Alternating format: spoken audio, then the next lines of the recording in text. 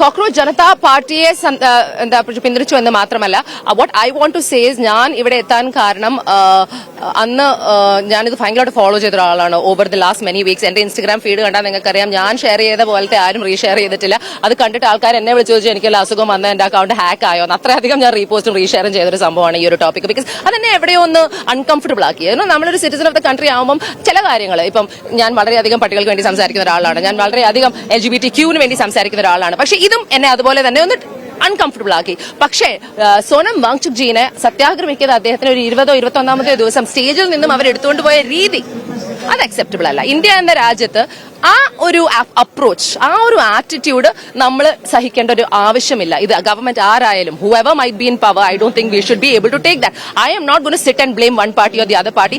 I am going to blame you if you are doing something wrong. And അത് വളരെ വളരെ അനാവശ്യമായ ഒരു കാര്യമായിരുന്നു. അത് ചെയ്ത രീതി, അതും യൂണിഫോം ഇടാത്ത കുറെ ആൾക്കാർ വെള്ള തുണിയുടെ പുറകിൽ അദ്ദേഹത്തിന്റെ ഒരു ഡെഡ് ബോഡി എടുക്കുന്ന പോലെ ഒരു വെള്ള ഷീറ്റിൽ ഏതോ കുത്തിത്തിരിച്ചു കൊണ്ടുപോകുന്ന ആ വിഷ്വൽ എന്റെ മനസ്സിന് പോകുന്നില്ല.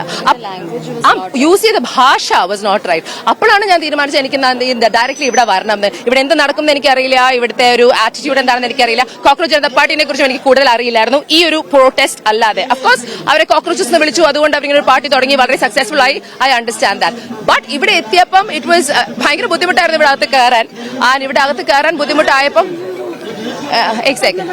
एक सेकंड मैं पहले बोलूं? हाँ, क्योंकि ये हमारी रीजनल लैंग्वेज में है इसीलिए. हाँ, ओके, उसके बाद आप बताइए.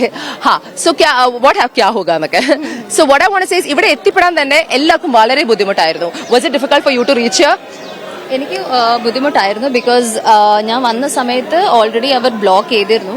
ദേ വർ ട്രൈങ് ടു ക്രൗഡ് എത്രത്തോളം സ്പ്ലിറ്റ് ചെയ്യാൻ പറ്റും അത്ര സ്പ്ലിറ്റ് ചെയ്യാനാണ് അവർ നോക്കിയത്. സോ ആ സമയത്ത് കുറെ പേര് ഡിഫറെന്റ് ഡിറക്ഷൻസിലേക്കാണ് ഓടിയത്. So I think they have cut the whole crowd in 3 access cut ചെയ്തു. നമുക്ക് മാത്രമല്ല, അത് ഇവിടെ മാത്രമല്ല അവർ ആക്സസ് കട്ട് ചെയ്തത്. അവിടെ ജന്തർ മന്ദർ, ഇവിടെ സൻസദ്, ഇങ്ങനെയാണ് മാർച്ച് ചെയ്യേണ്ടത്. ചലോ സൻസദ് ഇങ്ങനെ നടക്കേണ്ട 9 മണിക്ക് നടക്കേണ്ട മാർച്ചാണ്. രാവിലെ തന്നെ തലേ ദിവസം തന്നെ തുടങ്ങി പെർമിഷൻ ഇല്ല, ഇതൊക്കെ നടക്കും എന്ന് ഐ തിങ്ക് അവരുടെ കമ്മീഷണർ പറഞ്ഞതാണ്.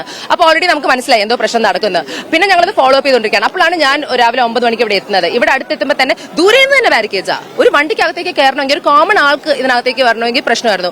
അവിടെ ഹൈക്കോടതി ജഡ്ജസ് ഉണ്ട് ഇതിനകത്ത് താമസിക്കുന്നത്, ഇവിടെ ഓഫീസസ് ഉണ്ട്, ഗവൺമെന്റ് ഓഫീസസ് ഉണ്ട്, വീടുകളുണ്ട്. ഇവിടെ ആർക്കും ആക്സസ് തരാതെ ഫുൾ കട്ട് ഓഫ് ചെയ്യാണ്. സോ പബ്ലിക്കിന് ഒരു ന്യൂസൻസ് ആയ ഒരു ബാരിക്കേഡിംഗ് സിസ്റ്റം. ബിക്കോസ് അവർക്ക് പേടിയായി എന്ന് എനിക്ക് തോന്നുന്നു. ദേ ഫിയർഡ് സംതിങ്. സോ അങ്ങനെ ആക്സസ് കട്ട് ചെയ്ത് ഇവിടെ ഞങ്ങൾ എങ്ങനെയൊക്കെ എത്തിക്കഴിഞ്ഞിട്ട് അകത്ത് ശരിക്കും ജന്തർ മന്ദിറിലുള്ളൊരു, നിങ്ങളൊക്കെ എക്സ്പീരിയൻസ് ചെയ്തതല്ലേ, നമ്മളുടെ യങ്സ്റ്റേഴ്സിന്റെ ഒരു പാഷൻ.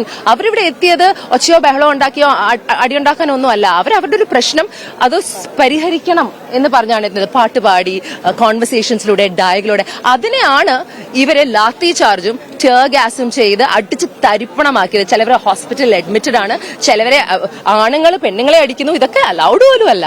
It was terrible. ഒരു റൂളിംഗ് ഗവൺമെന്റിന്റെ ഒരു സിസ്റ്റം, അതോടൊപ്പം ഡൽഹി പോലീസിനെ അതിനടക്കമാണ് വിമർശിക്കുന്നതും. അതിന്റെ പേരിൽ എന്തെങ്കിലും ഭയമുണ്ടോ, അല്ലെങ്കിൽ ഈ കോക്രോച്ച് ജനതാ പാർട്ടിയുടെ പ്രതിഷേധത്തിന്റെ ഭാഗമായി ഡൽഹിയിൽ തുടരും? ഞാൻ ഇവിടെ പറയുന്നത് എനിക്ക് തോന്നിയ കാര്യമാണ്. അത് പാർട്ടി ബേസ്ഡോ ഒന്നുമല്ല, ഞാൻ കണ്ട കാര്യമാണ്. ഞാനിവിടെ വന്നപ്പോൾ കണ്ട കാര്യമാണ്. ഈ ലാത്തി ചാർജ് നടക്കുന്ന സ്ഥലത്ത് ഞാനും ഉണ്ട്. ഈ അടി എനിക്കും കൊള്ളായിരുന്നു. ഞാൻ തെറ്റിയൊരു സ്ഥലത്ത്, ഞാൻ ഇതിനകത്ത് പെട്ടുപോയി. അവരവിടെയും ഇവിടെയും കോഡൌൺ ചെയ്തു. ഞങ്ങൾ എല്ലാവരും ഇതിനകത്ത് പെട്ടുപോയി. വെള്ളമില്ല, ഭക്ഷണമില്ല, ഒന്നുമില്ലാതെ. അതുകൊണ്ട് എന്താ, പതുക്കെ ഇതിനകത്ത് സ്റ്റക്കായ ആൾക്കാരൊക്കെ പുറത്തേക്ക് നടന്നുകൊണ്ടിരിക്കുകയാണ്.